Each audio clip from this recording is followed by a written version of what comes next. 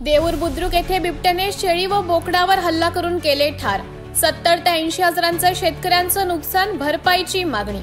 धुळे तालुक्यातील देऊर बुद्रुक येथील चिंचखेडा शेत शिवारात बिबट्याने एक शेळी व 3 बोकडांवर हल्ला करून ठार केले आहे। तसेच देऊर बुद्रुक गावातील भैया नानाभाऊ पारधी यांच्या घरात काही दिवसात देवाचा कार्यक्रम असून त्यांनी 70 ते 80 हजारांचे बोकड कार्यक्रमासाठी आणलेले असून त्यांच्या मालकीचे चिंचखेडा शेत शिवारात पत्र्याच्या शेडमध्ये शेळी व 3 बोकड बांधलेले होते। रात्री 2 ते 3 वाजेच्या दरम्यान अचानक बिबट्या शेडमध्ये शिरला व हल्ला करत त्याने फाडशा पाडून ठार केले होते। यात शेतकरी भैया नानाभाऊ पारधी यांचे मोठे नुकसान झाले असून त्यांनी भरपाईची देखील मागणी केली आहे। यावेळी वन विभागातील अधिकारी कर्मचारी यांनी घटनास्थळी पाहणी करून पंचनामा देखील करण्यात आला होता। तसेच या घटनेमुळे देऊर बुद्रुक गावासह परिसरात भीतीचे वातावरण देखील निर्माण झालेले आहे।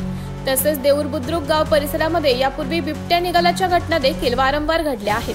तरी वन विभागाने बिबट्याला जेरबंद करावा अशी मागणी देऊर बुद्रुक नागरिकांकडून करण्यात येत आहे।